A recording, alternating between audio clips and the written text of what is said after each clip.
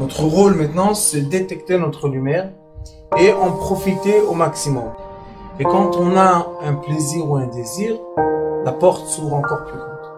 Vous comprenez c'est quoi la lumière? Lumière, amour. C'est pas important qui tu es, où tu es, comment tu es.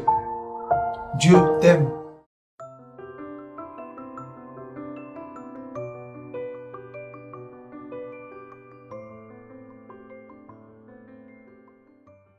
Écrit dans Parashat Matot. Mais d'abord Moshe el Rachei Amatot. Avant c'était Rachei Am, après c'était Nessie Israël, après c'était les sages. Tout d'un coup c'est devenu des Matot. Qu'est-ce qu'il y a Matot? Les Vnei Israël est mort. Adavar Asher Tziva Hashem. Maintenant, vous savez que c'est la fin de Moshe Rabbeinu.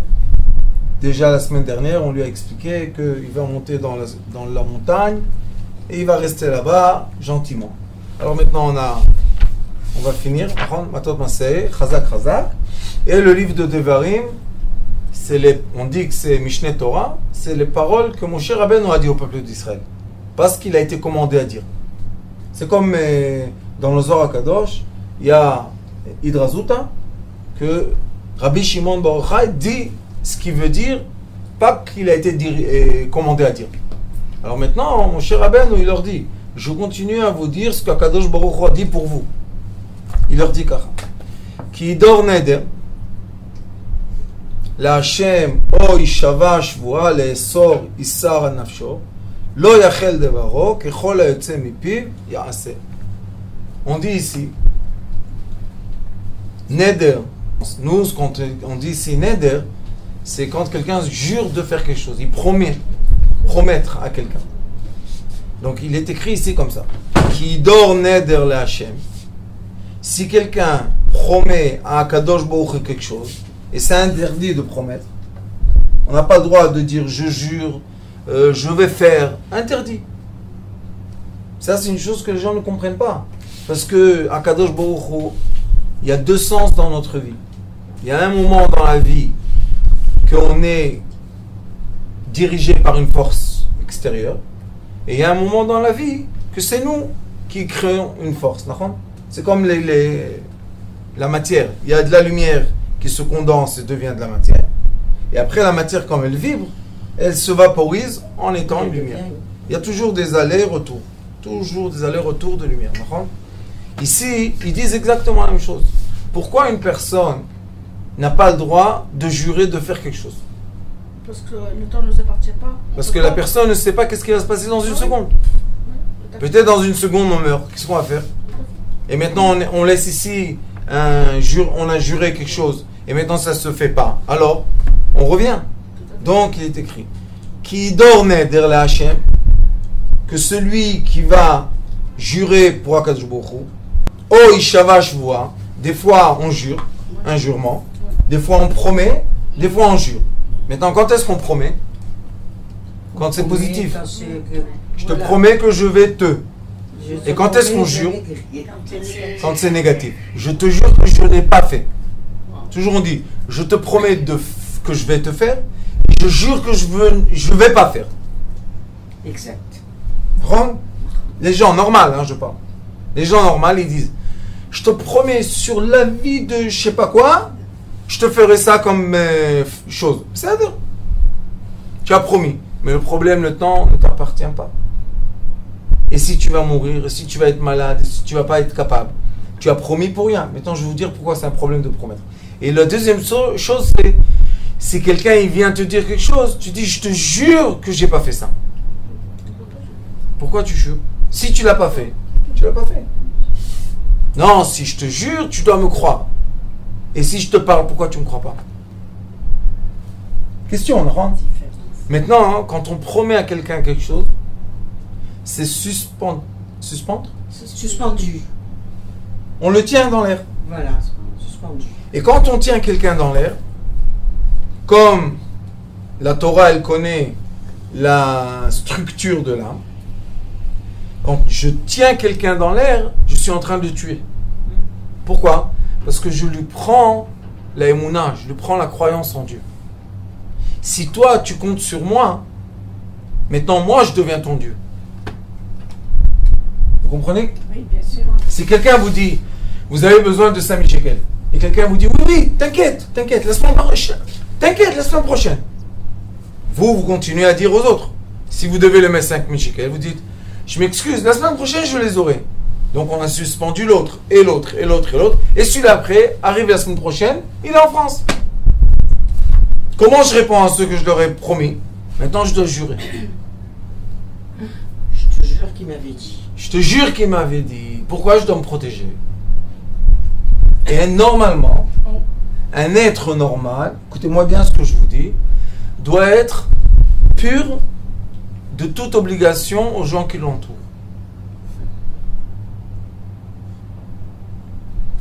Je dois être capable de ne pas donner aucune promesse à personne que je ne peux pas tenir. Et même si je peux tenir la promesse, fais l'action, ne dis rien du tout. Vous savez, les sages ils disent, il y a à faire et il y a à dire. Alors ils disent, Yesh mi sheomer ve'ose. Il y a quelqu'un qui dit et qui fait. Il y a celui qui dit et qui ne fait pas. Il y a celui qui fait et qui dit, et il y en a celui qui fait et qui ne dit pas. C'est le meilleur celui-là. C'est les 4 façons, d'accord? Pourquoi c'est comme ça le meilleur? Pourquoi on dit c'est le tzaddik? Parce qu'il suspend personne. Et il ne devient pas le Dieu de personne. Parce que quand tu dis à quelqu'un viens, va, à un certain moment, c'est la structure de l'âme, il n'y a rien à faire. Il est en train de devenir ton esclave. Parce qu'il pense que tu es son espoir. Est-ce que tu es son espoir? Dieu, pourquoi moi Moi, des fois, il y a des gens qui viennent et me disent t'inquiète, Rav, tu vas me régler ce problème. Tu as plus de problèmes financiers. T'inquiète. Quand je les entends, je dis encore un dans la liste. Allez voir la liste. J'ai des livres de gens qui m'ont promis des promesses. J'ai dit ne promets pas. Dis pourquoi? J'ai dit parce que quand tu auras. Quoi, on m'oublie?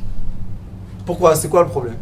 Parce que si quelqu'un vous dit je vous ai viré de l'argent, et l'argent n'est pas viré, et vous donnez un chèque, c'est pour ça que moi j'ai ni compte en banque, ni rien du tout. Et après vous donnez à quelqu'un un chèque. Le chèque n'est pas honoré parce que vous avez promis, l'autre vous a promis, donc tout le monde a promis. Mais à la fin, c'est qui devient en découvert et doit se... Celui qui a cru.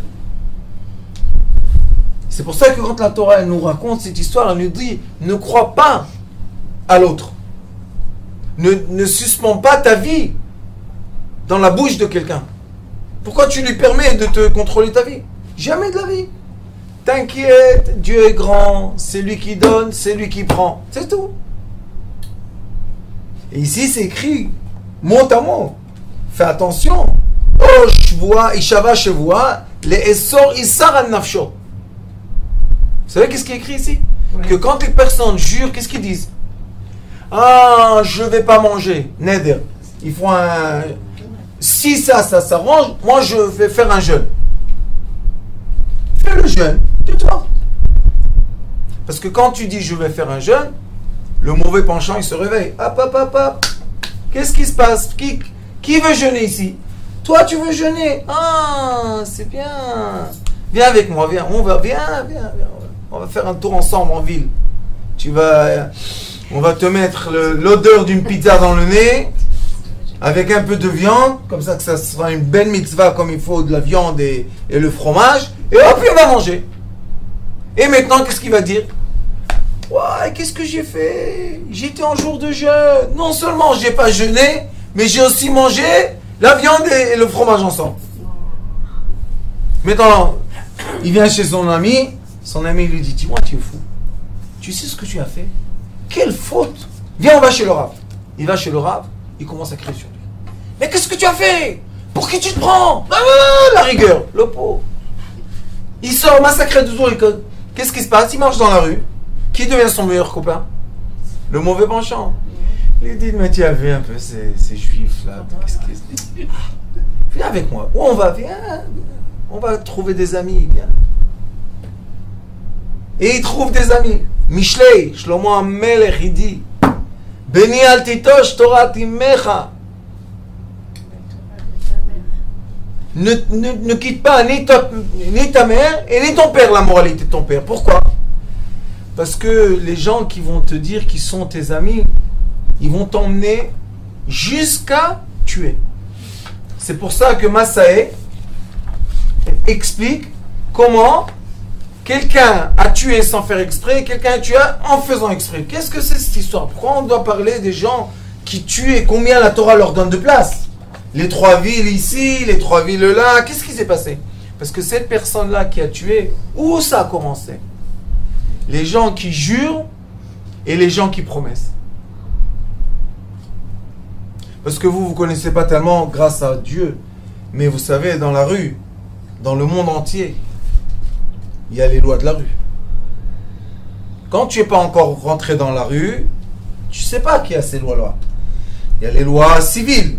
Mais quand tu rentres dans la rue, il y a les lois de la rue. Et les lois de la rue sont très sévères. Encore plus sévères que les lois du civil. Les gens, ils pensent, ah, je vais faire le voyou et toi, viens monter avec moi. Qu'est-ce qu'il y a? Viens. Tu fais le voyou, viens. Viens à côté, viens. Ils le prennent dans un champ, ils tabarrent chez moi là, un beau voyou. Sauf cassé en morceaux, qu'est-ce qu'il y a de mal? Et s'il ose dire qu'il lui a fait, ça, écoutez-moi, ça commence par la bouche tout ça. Je te promets et je te jure.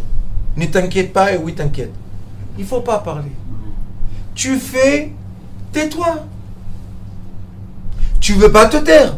Fais et dis que tu as fait. Mais dire et jamais faire, ça emmène à quoi? Les essor isar al nafsho. Quand tu t'interdis quelque chose de ton corps, tu dis moi ça, non, je fais pas ça. Regarde la réponse de Dieu. Isar, il a interdit. Lo yachel devaro. Ce qu'il a dit ne sera pas possible. Pourquoi?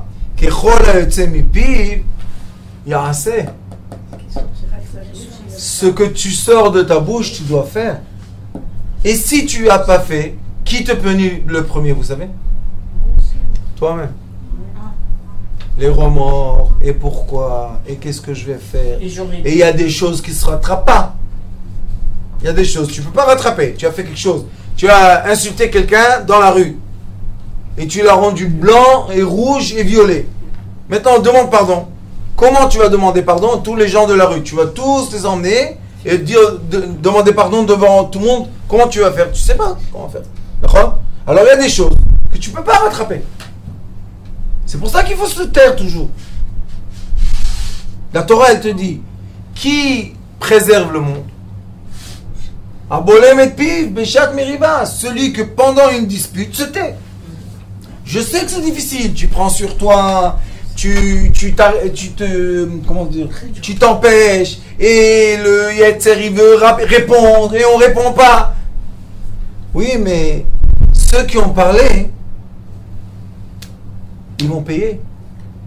Pourquoi? Parce qu'ils ont parlé, et les mots deviennent des actions. Et les actions, c'est quelque chose de vrai. Et celui qui n'a pas parlé, les sages disent dans la Torah, Talmud, ils disent, Mila, Basela, une pièce, une parole vaut une pièce. Shtika, quand tu te tais, 2 pièces. La parole d'argent, c'est la parole est d'argent, le silence est d'or. Ça vient du Talmud. Et pourquoi c'est comme ça? Sûr. Parce qu'il faut savoir, on n'a pas, il y a des choses, pas tout, mais il y a des choses qui sont un instinct. Écoutez bien, la Torah, elle parle de l'être. Elle ne dit pas tu es un ange. On ne parle pas des anges, parce que les anges, ils ne parlent pas. Mais tu es un être. Sache que dans l'être, il y a un fonctionnement qui dit que des fois, je vais pousser les gens de moi, je vais les écarter. Comment? Donner une promesse. Alors, si quelqu'un vient et te dit tu me dois, tu dis t'inquiète, je travaille 2 mois, je te paye. Alors lui, il s'en va 2 mois, mais il t'attend.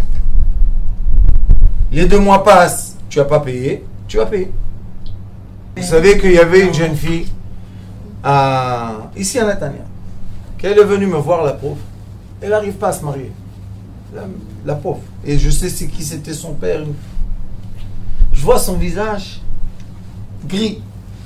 Je lui dis, qu'est-ce que tu as? Quel est ton souci? Non, non, non, j'ai rien, j'ai rien. Tu es venu chez le Rav, viens, on ouvre. Mais tu ne pourras pas m'aider. Je lui dis, quel est ton souci? Un ami de la famille, lui a raconté les histoires à Natania, Bliainara, ils ont une bouche. Que Dieu nous préserve et nous garde. Je ne sais pas d'où ils ont trouvé cette bouche. Au lieu de parler de Torah, ils parlent de... Et qu'est-ce qui s'est passé? Quelqu'un lui a dit, écoute, j'ai besoin d'argent, je vais gagner 3 fois plus. Il a roulé. Et lui a donné 40 000 shekels. Combien? 40 000, c'est pas... En Israël, c'est beaucoup d'argent, 10 000 euros. Écoutez. Et il est venu le temps qui doit lui donner les bénéfices. Il n'a pas rendu. Pourquoi? Non, ils sont gentils. Ils donnent 2 mois. Il a rendu ni les 40 000 ni le bénéfice. Et ça commence. Mais pourquoi tu m'harcèles? Et pourquoi tu m'appelles? Et après, il répondait plus au téléphone. Et des histoires et des histoires. Écoutez-moi bien. Ça l'a emmené. Elle, une jeune fille, une bémette, une gentille. Ça l'a emmené à trouver des gens de la rue. Vous connaissez le monde de... Les voyous. Et ils lui ont promis, écoute, nous, on va avoir l'argent. Tu nous donnes la moitié.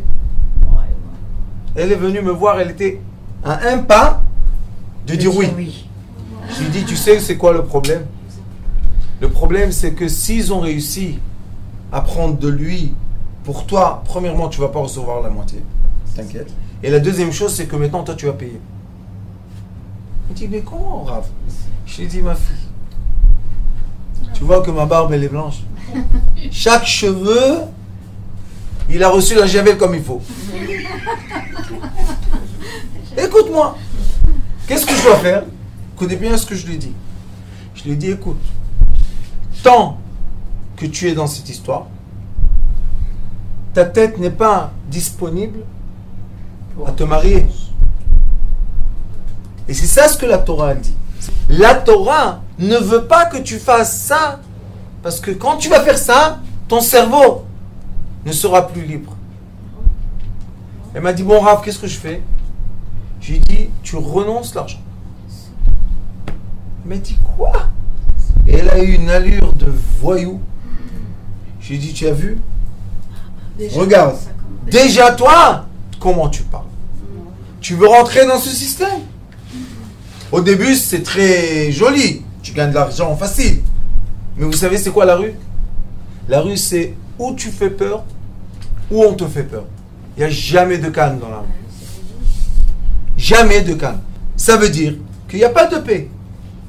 Ou on te poursuit, ou tu poursuis. D'accord? Alors la Torah, elle te dit, comment tu as commencé à rentrer dans ça? Quel était ton premier pas dans cette souffrance et dans cette misère? Parce que moi j'appelle ça la misère. D'être quelqu'un qui a tout le temps les yeux dans le dos. Qu'est-ce qu'il y a? On est des gens libres, on n'a rien fait, on veut rien du tout, laissons tranquilles. Il n'y a rien à nous prendre. Tout va bien. Mais on a la liberté. Comment ça commence tout ça? La parole. Qui donne la Hachem. C'est pas juste une parole. Il a dit, je te jure sur la Torah. Vous savez combien il y en a qui jurent sur la Torah? Et la tête de leurs enfants. Et la tête de leurs parents. Et que Dieu... Et à la fin... La petite, elle vous a écouté? Bien sûr. À la fin, elle m'a écouté. Et elle a dit à sa famille... Elle a sauvé sa vie. Et elle a sauvé sa vie. Vous savez pourquoi? Parce que celui-là, il était en train d'arnaquer encore 2 dans sa famille. Au moins, elle s'est sauvée. Elle a sauvé la famille. Et lui, s'il est content, bravo, t'as volé 40 000 shekels, t'es tellement intelligent. Continue ton chemin. Mais lui, il continue un chemin qu'à la fin, il va rencontrer là-bas un mur. Bien sûr, bien sûr. Vous savez qu'on dit qu'à la fin, sauf Ganav, l'Etlia. À la fin, on le prend, celui-là. Il pense qu'il va jouer. À la fin, il va trouver la sœur de quelqu'un qui est un grand voyou. Il va pas attendre 24 heures. Il va le chercher. Il va... C'est une vie, ça. C'est une vie. Vraiment, c'est une vie. C'est une qualité de vie. C'est quelque chose de bien. C'est du tordu. Du tout. Qu'est-ce que c'est cette vie-là? Alors la Torah nous dit, fais-moi plaisir, fais-toi plaisir. Tais-toi. Ne rentre pas dans les promesses et je te jure et t'inquiète pas et si je peux et quand je peux. C'est pas la peine. Et les gens, ils ont la parole facile. Sur ma tête. Qu'est-ce qu'elle a ta tête? Elle vaut de l'or sur ma tête. Et à la fin,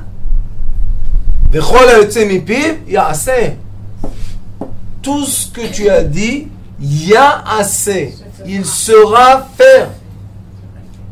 Ça va se faire, t'inquiète. C'est Dieu qui fait. Pourquoi? Parce que tu as juré. Et combien de fois on veut dire pardon sur le jurement? On veut dire non, je t'ai rien promis, et laisse-moi tranquille, et fais. C'est toi qui as commencé. Veisha qui t'y donne, la Hachem. Et si une femme, quand on dit Isha, c'est marié, hein?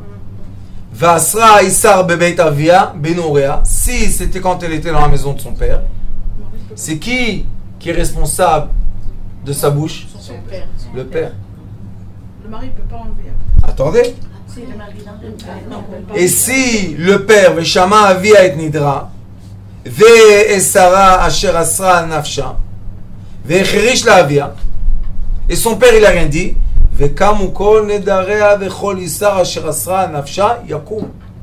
tout ce qu'elle a juré et tout ce qu'elle a promis va s'exaucer. Maintenant, on pose une question. Pourquoi une jeune fille? Oui, mais pourquoi une jeune fille doit arriver à un stade qu'elle jure? Pourquoi elle doit promettre?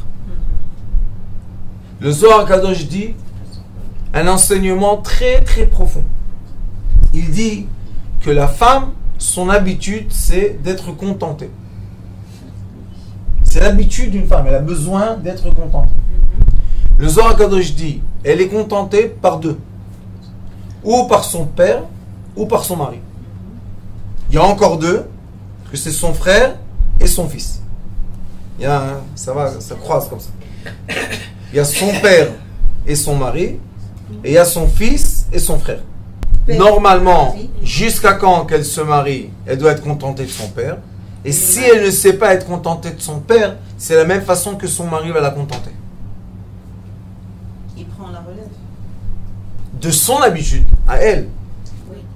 Si toi, tu as l'habitude de dire « Non, c'est pas la peine, c'est pas la peine, c'est pas la peine », tu vas te tourner vers lui, qu'est-ce que tu vas dire à ton mari? « C'est pas la peine, c'est pas la peine, c'est pas la peine ». À la fin, tu as tellement de peine que Dieu nous en... Et ça fait de la peine que tu as. Et le frère et le fils, c'est comment? Et la mère, des fois, elle n'a pas de père. Donc son frère, son grand frère, qui lui, il lui donne, et il aide, et il lui donne l'épaule, et il est là pour elle. Maintenant, elle va chercher ça chez son fils. Que son fils soit son aide, que son fils soit son épaule. Mais c'est pas normal de demander à un fils d'épauler sa mère, et il veut se marier. Ah, maintenant, qui va épauler le pauvre? Pourquoi Sa femme. va épauler sa mère? On ne peut pas épauler les deux. Non. Ah bon? Le fils, il Alors, lâche donne ses sa parents force à sa pour femme, aller pas sa à femme. Pas à sa mère. Normalement, comme ça. Non. La mère, elle prend du mari et de son D'accord. papa. Oui. Ok. Excusez-moi de dire ça, mais... Le fils, il quitte ses parents pour aller s'occuper de sa femme. De sa femme. De sa femme. C'est dans Abraham qu'on lit ça. Oui, mais vous comprenez que si il veut contenter sa femme et sa mère est en train de pleurer, il est tiré par deux. C'est à la mère de Mais comprendre alors, que sa place, elle est... Alors, pardon, alors... Ma mère, Et alors, si la mère, elle est dans le besoin... et c'est encore il y a une pas chose. histoire du calvaire, je C'est- parle pas d'argent, hein. Dans le besoin du soutien psychologique. J'explique. Ah, voilà. Quand j'étais jeune, au Hachem, ma femme, tzadeket, j'ai eu une femme, pas 10, bon Hachem. Elle, quand j'étais jeune, la première fois que je voulais lui acheter en or un bijou en or, alors j'étais dans le magasin, et moi je travaille de tout petit, alors pas de problème. Et quand je suis arrivé dans le magasin, je me suis dit quoi? J'achète, on est orphelin, alors c'est pas la même chose. J'achète à ma femme et j'achète pas à ma mère. Comment je peux faire ça? Alors j'ai acheté deux. Un à ma femme, un à ma mère, comme ça, silence. Heureusement que j'ai une mère, une sage. Vous savez qu'est-ce qu'elle a fait? Je suis venu avec les cadeaux. Elle m'a dit, mon fils, qu'est-ce que c'est ça?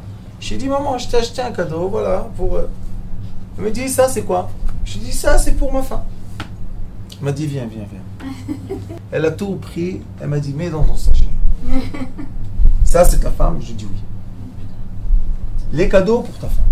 Moi, je suis que ta mère. Pourquoi c'est important, Rabbi? Parce c'est que pas toutes les mères qui font comme ça.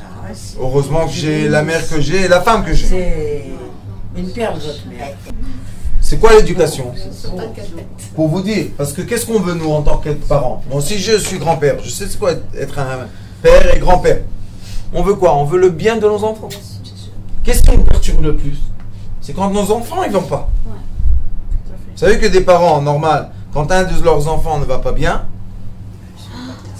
c'est très difficile, c'est pas agréable à vivre, ça fait du mal, on pleure. Pourquoi on pleure? Qu'est-ce que tu as pleuré? C'est un grand, il est adulte, qui fasse sa vie.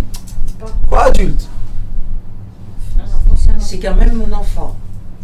Parce que quand tu jures et tu promets, tu tiens pas ta parole et tu fais pas ce que tu as promis, les mauvaises démarches commencent. Et ça arrive très loin, vous savez, ça va très loin. C'est comme ne pas emprunter, alors c'est au même niveau. Exactement, madame. Exactement. Tu n'as pas, c'est pas la peine. Mais quand tu commences à en prêter, qu'est-ce que tu fais? Tu donnes ton sort dans la main des gens. Moi, vous savez, quand j'étais riche, avant, j'avais une période, bon, j'étais très riche. Quand les gens ils venaient, vous savez, ils tapent à la porte. Il n'y a pas de problème, viens. Combien tu as? Je posais toujours la question. Combien tu as besoin? 10 000. J'allais voir. Si j'ai, je lui donne le cadeau. Sinon, j'en prends pas. Des fois, mon rave, il me disait, donne-lui un prêt. J'ai dit, qu'est-ce que je vais le tuer, celui-là? S'il n'a pas d'argent, il est venu taper à la porte, il peut rembourser quelque chose. De qui vous vous moquez? Même si c'est sans intérêt, c'est pas une vie. Pourquoi? Parce que ça te prend un cadeau de ta tête. Alors, je donnais. Oui, mais peuvent vous le rembourser, même si vous donnez sur le moment. Je veux rien du tout. Et tu sais qu'est-ce qui est drôle? Tous ceux que je leur ai donnés m'ont promis qu'ils allaient un jour me rendre. Et bon, Hachem, j'ai pas encore vu celui qui me tape à la porte et me dire, tiens, tu te rappelles que je t'ai... Tiens, une fois, je dois dire la vérité, une fois, le jour que j'ai tout perdu, j'avais dans ma pochette 5200 shekels, 5200. Un employé est venu me dire, ah, ils ont tout fermé, mais j'ai besoin de payer mon loyer, qu'est-ce que je vais faire? J'ai dit, tu sais quoi? Si Dieu a décidé de tout prendre, et j'ai caché de côté 5000 shekels, il ne veut pas non plus. Tiens, hop, j'ai pris la pochette, je l'ai donné. Je dis à ma femme, allez, c'est fini, il n'y a plus rien. Et elle m'a dit, qu'est-ce qu'on va faire? Je lui ai dit, je ne sais pas, mais qu'est-ce qu'on... Une fois dans ma vie, un monsieur est rentré, il me dit, Rav, qu'est-ce que j'ai entendu? Que tu as perdu tout et tout, comment tu m'as fait du bien? Je lui ai fait une société de 20 000 $ à 2 millions. C'est bien, non? Il m'a dit, je suis venu te voir, et regarde, tout ce que j'ai dans ma poche, je te donne. Combien il y avait? 5300. J'ai dit à ma femme, regarde, Akadosh Baruch Hu nous a déjà donné 100. Ça bouge, ça va bouger, on va sortir, la roue elle tourne, t'inquiète. Mais quand on prête, surtout dans la famille, vous savez combien les gens prêtent dans la famille et ça casse la famille? Une mère, la pauvre, elle a prêté à un frère et l'autre il vient et à la fin, qu'est-ce qu'elle a? Deux fils qui ne se parlent pas parce qu'elle a donné à un 10 000 €. Brûle le 10 000 €, mieux que séparer la famille. Alors donc on refuse de prêter. On donne. Il faut donner. Pas prêter. Donne. Tu as, donne cadeau. Tu n'as pas, dis j'ai pas. Mais qu'est-ce qu'ils font les parents qui sont tellement gentils? Moi j'en connais des histoires. Des enfants drogués, les pauvres. Et les mères qui vont s'emprunter et qu'elles prennent des dettes et tout ça pour acheter de la drogue à leurs enfants. Oui, qu'est-ce que vous... Et alors? Je vous ai dit, chaque cheveu rabbinite a été bien... Blanchi à la javel. bien la javel, moi. Les pauvres. Maintenant, elle, la mère. Son fils, il est jeté dans un lit, il fait des crises, il fait des problèmes. Qu'est-ce qu'elle va faire? Elle a pitié pour lui. C'est pas de la pitié, ça. Non. Parce que c'est elle maintenant qui s'endette. C'est elle qui va être jetée de la maison avec qui? Avec son fils. C'est de la peine, ça? Qu'est-ce qu'elle peut faire? J'ai pas. On n'a pas le droit de dire j'ai pas? Si elle n'a pas vraiment. Qu'est-ce qu'elle fait? J'ai pas. C'est dur, mais il faut le faire. C'est pour ça que les deux dernières parachiotes de la Torah, parce que le 5e livre, je vous ai dit, c'est Moshe Rabbeinu qui répète tout. Mais les deux dernières parachiotes de la Torah parlent de quoi? Parlent, fais attention à ce que tu dis, et à la fin, ils parlent de quoi? Du meurtre. Celui qui a tué, comment on va le juger?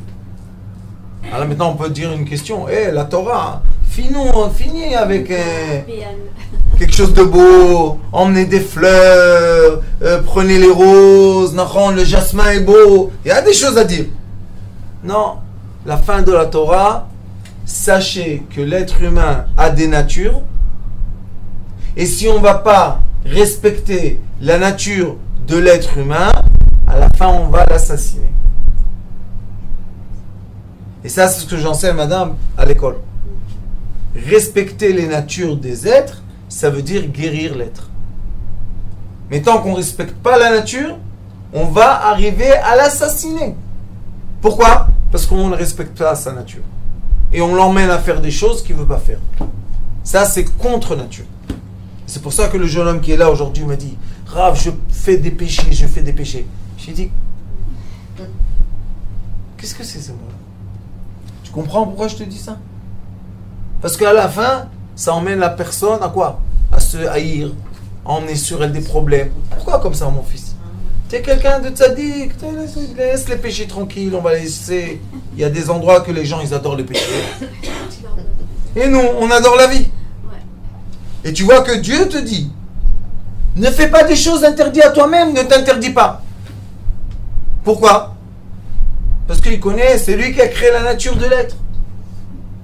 Et cette nature emmène les gens à faire des choses les plus bas possibles.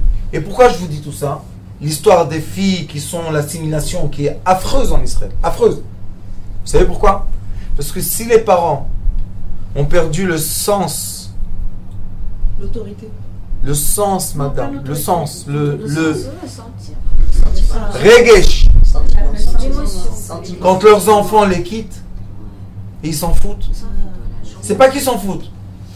Ils ont tellement de problèmes, tellement de problèmes. Ils n'arrivent pas à mettre ça dans la roue des problèmes. Ils n'ont même pas une fente pour ces enfants-là. Ça veut dire qu'on est redevenu exactement la génération d'Égypte. La génération D'Égypte. Esclave. Exactement avant la délivrance, c'était la même chose. Ils prenaient leurs enfants, ils venaient les soldats, ils disent, ce monsieur-là, qu'est-ce qu'il a? Il n'a pas fait 2 briques. Allez chez lui à la maison, prenez les enfants. Ils prenaient les enfants et personne disait rien du tout. Jusqu'à un jour, une fille Lévi, parce que les Lévis n'étaient pas dans l'esclavage, s'est mariée avec un de chez Israël. Je ne sais pas comment ça s'est passé, mais ils se sont mariés. Top. Et son mari, il n'a pas fait ce qu'il faut. Le soldat, il est rentré à la maison. Combien d'enfants il y a? 4. 2, allez. Et qu'est-ce qu'il faisait avec les enfants? S'ils les prennent et ils font d'eux quelque chose de bien, bon, au moins l'enfant, non, il les mettait dans la pyramide. Les intérêts vivants. Aujourd'hui, c'est pas la même chose. Ils veulent dire que ici on a un pays comme tous les autres et tout le monde doit se marier avec tout le monde. Alors j'ai dit, dites-moi, on est venu ici il y a 40 ans. Pourquoi? Pour sauver nos enfants? Bien sûr. Mais moi je ne parle pas de ça. Parce que vous savez que moi j'aime les êtres humains. Bien sûr. Mais ça, hein, c'est pas être humain. Ils m'ont montré un film. Ils ont trouvé une fille attachée. Elle était attachée 12 ans dans l'étable, attachée 12 ans à genoux. Manger comme un chien, nuit et jour comme un chien. Et lui, venait, le monsieur, hop, lève la jupe, et il s'en va. La chèvre, et il la frappe en plus. Et des histoires comme ça, Il y a un rave qui s'appelle Tzadik, un rave Fadida. Il a 5000 filles cachées avec le Shabbat. Parce que eux, aujourd'hui, ils ont peur de rien. Ils viennent, ils les reprennent. On a même ici, dans la communauté à moi, il y a une fille, malheureusement, religieuse. Elle est partie avec un, elle lui a fait un enfant, elle lui a fait le deuxième. Son frère, il a entendu qu'il la frappe. C'est un fou. Il est parti le frapper. L'autre, il a mis plainte à la police. Et la fille, sa sœur, elle a dit non, il ne me frappe pas. Et elle a appelé au secours parce qu'elle a été, bon, éduquée comme il faut. Vous comprenez? Tout ça déduit de la parole. Si on aurait maintenu entre nous la politesse, si on, je parle en étant citoyen ici, hein, dans ce pays, si on aurait maintenu le shalom et le bon comportement, nos enfants n'auraient pas eu besoin de ça. De jurer et de promettre. Moi, j'en ai parlé maintenant avec des élèves à moi toute cette semaine dans tous les cours que j'ai donnés. Et dans toutes les villes, on me raconte. Ici, on a ça. Ici, le même problème.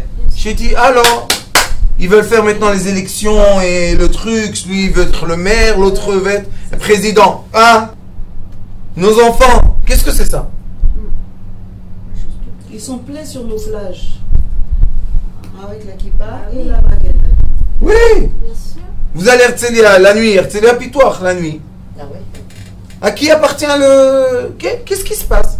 Maintenant, ils te disent, alors, démocratie, j'ai la Teudat bleue, je peux être où je veux. Tu as raison. Ça, je dis, tu as raison. Tu vas où tu veux, comme tu veux.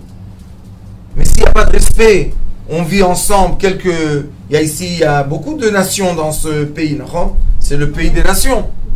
On se respecte, non? Et si moi, je viens te prendre une fille de ton village, qu'est-ce que tu vas faire? Tu vas l'assassiner, non? Et tu vas la rester en prison, non? Pourquoi? Parce que c'est l'orgueil de la famille. Alors pourquoi la mienne, tu la prends? Et qu'est-ce qu'ils disent, vous savez? Parce que moi j'en ai parlé. J'accepte de parler pour comprendre. Ils ont dit, de quoi tu parles? Je téléphone à la mère, elle me dit qu'elle crève chez toi. Il dit, ben qu'elle crève, elle est chez moi, t'inquiète. Pourquoi je vous dis tout ça? Parce que j'espère que le cri qu'on va crier Motzei Shabbat dans la forêt, ça sera le cri de la fille Lévi qui a crié pendant qu'on était en Égypte, qui a déclenché la sortie d'Égypte. C'est impossible qu'on soit à ce point abruti. Et les gens, ils doivent venir là-bas pour voir dans leurs yeux ces jolies petites filles, ces jolis petits garçons. Pourquoi ils doivent arriver à ça? Qu'est-ce qui se passe? Et on perd une génération. Pourquoi? Au prix de qui? Au prix d'être abruti. Si on a une fille à la maison et elle vient pas à la maison, et elle dort pas à la maison, elle disparaît et on pleure pas, alors qu'est-ce qui se passe? Qu'est-ce qu'il y a? Et moi j'ai des parents que je connais, ils m'ont dit qu'ils l'apprennent mais loin. Mais vous avez dit que c'était souvent des familles des filles de parents de familles religieuses. Oui, très religieuses. Qu'est-ce qu'ils ont dans la tête? Il y a partout, madame, partout. Pourquoi, vous savez? Parce que les parents sont préoccupés par leur travail. Parce que si un jour il manque de travail, il va aller avec sa fille à la plage pour je vous ai dit, contenter, pour lui donner à boire, pour rigoler avec elle. Un jour, ils vont le virer du travail. Ah oui. Alors il a peur de son travail. Et après, ils ont tous les dettes. Tout le monde a shkanta et découvert et paye. C'est ça, c'est trop facile. Rabanit, on connaît par cœur la technique. Alors les gens sont abrutis. Mais le problème, écoutez-moi ce que je vous dis. Si Dieu a choisi deux parents pour être avec eux associés, pour emmener une âme sur terre, les parents, ils ont une certaine responsabilité. Je ne dis pas que les parents sont capables de tout, parce qu'on n'est pas capable de tout, mais une certaine responsabilité il y a. Tu entends, on te donne des remazim, on te donne des moitié mots, moitié phrases, tu comprends. Sois là, montre à tes enfants que tu es là. Fais quelque chose. Et Ces pauvres filles, vous savez, pourquoi moi je réveille tout ça? Parce que je dis, après qu'ils ont été là-bas, même si tu les ramènes ici, leur vie, c'est pas une bonne vie. Je connais une qui l'ont fait sortir 2 fois. Elle a un enfant d'un, elle est sortie, un autre lui a fait un autre enfant, encore une fois elle est sortie. Et, bon, Hachem, elle a trouvé un monsieur gentil et tout. Sa mère a fouillé un peu, elle a trouvé qu'elle a 2 enfants d'arabes. Elle a dit, il n'y aura pas de mariage. Je meurs et il n'y aura pas de mariage. Donc ces enfants-là, leur vie, quand tu les prends de là-bas, si au moins ici on aurait comment les accueillir, mais... Hein? Moi je dis, réveillez les gens qui ne donnent pas leurs enfants à mourir comme ça. Où commence le drame? Pas après qu'elle est là-bas. Quand elle est là-bas, c'est fini. Il y a tout un trajet qui a été fait. Il y a eu des arrêts, Rien. C'est fini. Mais arrête-les, que les parents se réveillent. Qu'est-ce que ça veut dire que tes enfants vont à droite, à gauche, sans que tu sais où ils vont? À Paris, c'est pas comme ça. Je sais pas, moi j'ai grandi... Qu'est-ce que ça veut dire qu'un enfant il va où il veut quand il veut? On a oublié quelque chose. Et vous savez qu'est-ce qu'on a oublié? La sensibilité. L'indifférence. Non, parce que les parents travaillent dur, les pauvres. On dit à tout le monde, tu es obligé d'acheter une maison. Pourquoi je suis obligé d'acheter une maison? Pourquoi je ne peux pas vivre en loyer? Alors tu achètes ta maison, ça commence les dettes. Et endette-toi. Tout ça pourquoi? Pour abrutir les gens. Et maintenant ils font des lois de démocratie. Quelle démocratie? Tu as dit que tu as créé une terre pour le peuple qui est déterminé dans le monde entier. Tu l'as fait une maison. C'est notre maison? Oui. Alors moi je vais vous dire une chose. Au lieu de dire c'est triste, c'est triste, c'est triste, il est moment de faire une action. La seule action qu'on peut faire, Mordechai m'a dit, c'est de crier. Parce que maintenant, créer une armée qui va délivrer l'assimilation, je ne peux pas le faire. Mais qu'est-ce qu'on peut faire? Crier. Quoi? Que chez nous nous On va dans la forêt, on crie ou on prie. On prier, d'accord. Crier. Cri du cœur. C'est pas crier à Dieu auprès des autorités ou quoi. Allez, prier. Quelle autorité? Quelle autorité? Il y a une autorité. Il y a une autorité, il y a sur terre. Sur terre, il y a une autorité, Dieu. Mais quand on commence à nous voler nos enfants, écoutez-moi, c'est un signe, c'est un panneau qui a des 100 000 mètres de carré, le panneau. Et encore on ne comprend pas, on continue. Hop, on passe. Hein? Jusqu'à quand? Jusqu'à quand?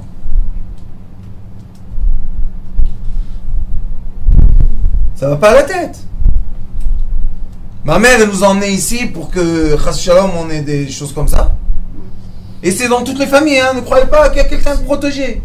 Moi je parle chez les laïcs, chez les religieux, chez les Français, chez les... Tout le monde me raconte la même histoire. Non. C'est pas assez important pour que quelqu'un se réveille quelque part.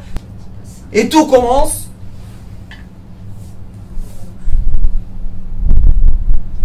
Ne rentre pas ni dans des dettes, ni dans des promesses, ni jure, rien du tout. Tais-toi.